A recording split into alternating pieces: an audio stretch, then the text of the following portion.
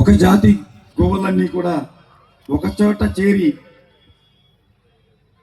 గుసగుసలు ఆడుకుంటే ఎంత అందంగా ఉంటుందో అంత అందంగా ఉంది.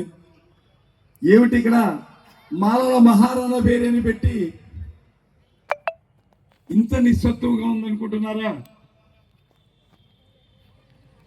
అనుకోకండి. 28,000 సైన్యం ఉన్నటువంటి పిస్వా సైన్యాన్ని 500 మంది పీచవంచినటువంటి మహాయోధులు ఇక్కడికి వచ్చినటువంటి ఒక్కొక్క వ్యక్తి ఒక్కొక్క మహాయోధుడు, ఒక్కొక్క మహాయోధుడు నిప్పు కనికలా రగిలేటువంటి యోధులు ఇక్కడికి వచ్చారు. ఇది సభ విజయవంతమైంది. ఎందుకంటే మీకు తెలుసో లేదో, గత 10 రోజుల నుంచి కూడా రాష్ట్రంలో అనేక చోట్ల ఈ వర్గీకరణ మీద పోరాటాలు జరుగుతున్నటువంటి నేపథ్యంలో సొలసినటువంటి మాల యోధులు కాస్త నీరసించారు తప్ప రగిలే నిప్పు రవ్వ నిలువుగప్పింది. ఆ నిప్పు ఉప్పెనై సునామీ అయ్యేటువంటి రోజు త్వరలో ఉందని మనవి చేస్తూ, మరి అటువంటి మాలల రణవేయికి అధ్యక్ష స్థానంలో ఉన్నటువంటి నా సోదరుడు పివి రావు గారి రక్త సంబంధికులుగా ఉన్నటువంటి పండుల అశోక్ గారు మరి చాలా కష్టపడుతున్నాడు సోదరుడు. 35 ఏళ్ల నుంచి మేము కష్టపడినటువంటి వారసత్వాన్ని ఆయనకి ఇచ్చాం. మరి ఆయన కూడా అనారోగ్యవంతుడే అయినప్పటికీ కూడా శ్రమిస్తున్నటువంటి పండుల అశోక్ గారికి ఒక్కసారి కరతాల ధ్వనులతో చప్పట్లు కొడితే గుండె చప్పుళ్ళు బతలవాలి. Thank you. మరి సభా వేదిక మీద ఉన్నటువంటి మా సమకాలీన మిత్రుడు, మొన్న ఫోటో చూశాను. మేము ఢిల్లీ రాష్ట్రపతిని కలవడానికి వెళ్ళినప్పుడు చెన్నయ్య గారు, ఆ చెన్నయ్య గారు ఇప్పుడు ఎలా ఉన్నాడు ఆ ఫోటో చూపిస్తే నాగార్జున సన్నగా పీలగా ఉన్నాడు ఆయన. అంటే ఆ రోజున పివి రావు గారితో వెళ్ళి సుమారు చలిలో ఢిల్లీలో ఉన్నటువంటి అంబేద్కర్ భవన్ లో, మాకు తెలియదు అంత చలి ఉంటుందని, వెళ్ళిపోయాం ఢిల్లీ వెళ్ళాలని, రాష్ట్రపతిని కలవాలని. పేపర్లో పరుచుకుని 15 రోజులు పైగా మేము గడిపినటువంటి అనుభవాలు. మరి అటువంటి ఈవేళ పివి రావు గారి జయంతి. ఇటువంటి త్యాగ పురుషులు బాబాసాహెబ్ అంబేద్కర్ ఆశయ లక్ష్యాల్ని పుణికి పుచ్చుకున్నటువంటి నిస్వార్థపరుడైనటువంటి వ్యక్తి పివి రావు గారు.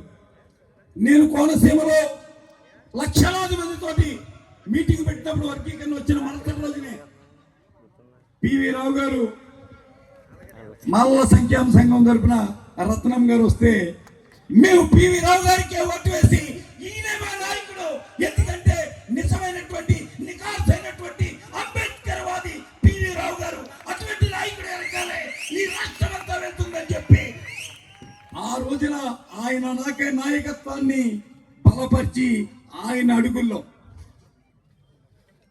ట్యాంక్ బండ్లో ఆయన చుట్టూ ఉన్నప్పుడు ఎక్కడ పడిపోతాడో అని చెప్పి ఆయనకి రక్షణ కవచంగా నేను నిలబడ్డాను. నేను పడిపోయాను, ఆయన దెబ్బలు తిన్నారు. ఇదిగో చెన్నయ్య, నేను నిమ్స్ హాస్పిటల్లో నెలల తరబడి పక్క బెడ్లో ఉద్యోగస్తుని నేను.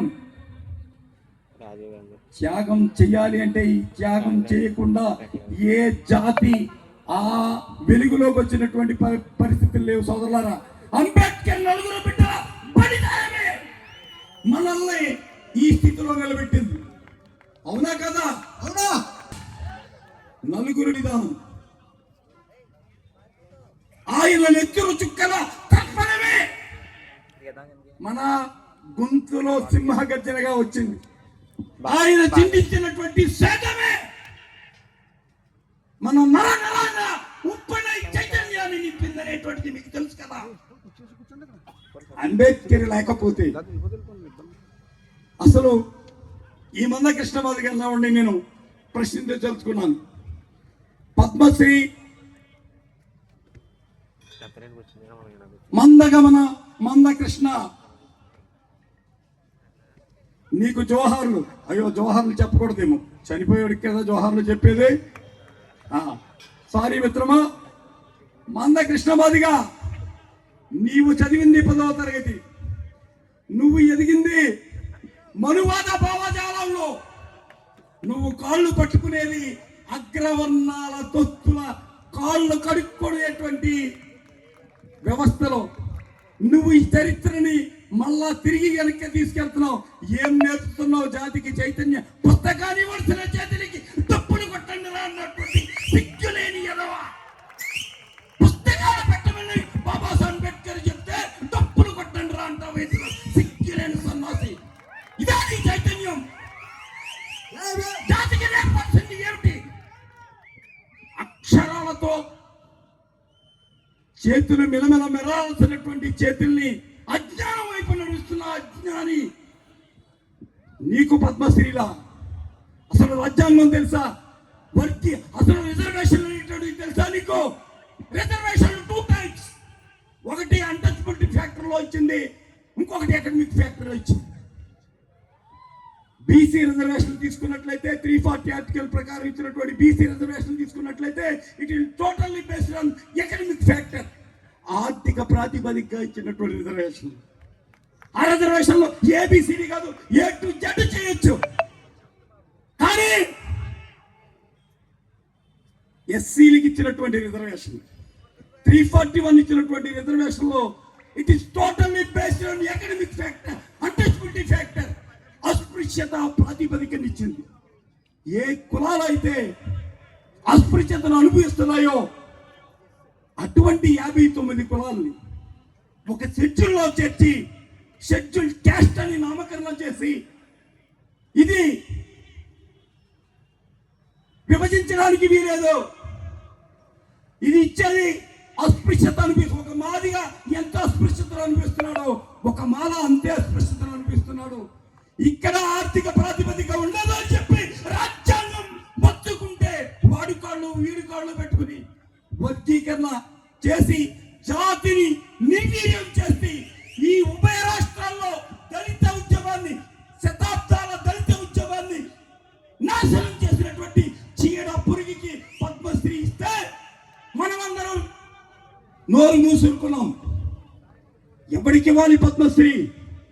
జాతి ఐక్యతను వెలుగులోకి తెచ్చేవాడికి ఇవ్వాలి. జాతి విచ్ఛిన్నకారుడికి పద్మశ్రీ ఇస్తే అది సిగ్గుచేటని చెప్పి ఆ పద్మశ్రీని వెనక్కి తీసుకోవాలని చెప్పి ఈ సభాముఖంగా చాలా చూస్తున్నాను నేను. మిత్రులారా, మీరు ఇందాక అశోక్ గారు చెప్పినట్టు అంతిమ విజయం ధర్మానిదే. కురుక్షేత్ర సంగ్రామం జరిగింది, అనేక కుట్రల్లో కుతంత్రాలు జరిగాయి, ఆఖరికి విజయం న్యాయం వైపే నడిచింది. ఇది చరిత్ర. విజయం కూడా మన వైపే ఉన్నది. అంబేద్కర్ అక్షరాలు సువర్ణాక్షరాలు అయితే అంబేద్కర్ అక్షరాల్లో మేధస్సు నింపి ఉంటే ఆఖరి విజయం మాలాలదే. మాలాలదంటే మేము వర్గీకరణవాదులం కాదు, కలిసి ఉండాలని కోరుకునేటువంటి వ్యక్తులం. ఎందుకంటే ఈ మందకృష్ణవాదికి చెప్తున్నాను, చుండూరు, బదిరికొప్పం, బడాయిగడ్డ, తిమ్మ సముద్రంలో రెక్కకు రెక్క ముక్కకు ముక్క తెగమరిచినటువంటి సందర్భంలో ఈ మందకృష్ణవాదిగా ఏ తలుగులో దాక్కున్నాడో అప్పుడు మాలాలు కాదా ఉద్యమాన్ని నిర్మించింది? మాలాలు కాదా కత్తి పద్మారావు, పొద్దున తారకం లాంటి యోధులు మాల యోధులు కాదా? వాడు ఎప్పుడైనా వర్గీకరణ కావాలని కోరారా? సమైక్య భారతం కోసం, సమైక్య దళిత ఉద్యమం కోసం కలలు కన్న స్వాప్నికులు వాళ్ళు. స్వర్గీయ గద్దర్, గోరెడ్డి వెంకన్న, జయరాజ్ గారు ఏనాడైనా మాలల కోసం పాటలకు పాడారా? దళిత జాతి ఐక్యత కోసం ఇంతమంది యోధులు చేస్తే మనువాదుల కుట్రలో వాళ్ళు కాళ్ళు కడుగుతూ శతాబ్దాల దళిత ఉద్యమాన్ని విచ్ఛిన్నం చేసినటువంటి ఓ మందబుద్ధి గల మందకృష్ణవాదిగా చరిత్ర నిన్ను క్షమించదు. చరిత్ర నేను క్షమించదు. చరిత్రలో ఒక విచ్ఛిన్నకారుడు నువ్వు అని చెప్పి తెలియజేస్తూ, మాలలంటే పువ్వు మాలలం, శివుని మెడలో రుద్రాక్ష మాలలం, అంతకు మించినటువంటి వీర కన్నమనయుడి యొక్క 6 అడుగుల కత్తిని తిప్పినటువంటి వంశం రేచర్ల రుద్రుడు, ఇంకా అనేక మంది మాలా యోధుల నెత్తురుతో తడిసినటువంటి గడ్డ ఆంధ్రప్రదేశ్. మేము త్యాగధనులు, మాలలు త్యాగధనులు. నీకు తెలుసో లేదో, నువ్వు చెప్తున్నావు తప్పుడు. వాళ్ళు మాలలంతా తినేశారని. ఒరే కుక్క, నీకు కనిపించట్లేదురా? 10 రెట్లు 3% ఉన్నటువంటి ఓబీసీ ఈబీసీ రిజర్వేషన్ 10% వాళ్ళు అనిపిస్తుంటే నీ కళ్ళు దొప్పాయా అని చెప్పి నేను అడుగుతున్నా. ఇవాళ ఈబీసీ రిజర్వేషన్ లో ఎస్సీలకి 85 మార్కులు వచ్చిన ఉద్యోగాలు లేవు. ఈబీసీ రిజర్వేషన్ లో 65 మార్కులు వచ్చినటువంటి అగ్రవర్ణాలకి ఉద్యోగాలు ఇస్తుంటే ఈ మందకృష్ణమాదిగా అన్నవాడు మాలల మీద పడి చెప్తున్నాడు తప్ప ఈ అగ్రవర్ణాల మీద ఒక్క మాట ఎత్తనటువంటి ఈ సన్నాసి ఈ దేశానికి దరిద్రం. అటువంటి వాడిని తిప్పి తరిమి కొట్టాల్సిన పరిస్థితి ఉందని చెప్పి మరి ఇంకా మాట్లాడే అవకాశం ఉన్నా మాట్లాడేటువంటి పెద్దలున్నారు. ఇక ఆఖరిగా ఒక విషయం, ఇక్కడికి ఎంతమంది దళిత ఉద్యోగులు వచ్చారో ఒక్కసారి చేతులెత్తండి. కొట్టండి చప్పట్లు. ఇల్లు రిజర్వేషన్ అనుభవించిన విశ్వాసంగా నిలబడినటువంటి ఉద్యోగులు ఇక్కడ ఎంతమంది యువకులు వచ్చారో ఒక్కసారి చేయలేదండి. మీరా నిజమైన అంబేద్కర్ వ్యక్తులు చుక్కలు ఇంకా ఆ కలుగుల్లో దాక్కుని బాల్ షాపుల్లో ఆ వీధుల్లో సన్నాసుల్లో తిరుగుతూ చలపాలను పట్టుకున్నారు. ఆ చచ్చు దద్దమ్మని చెప్పండి. పోరాటాల గడ్డగా ఉండాలని. Thank you. జై భీమ్.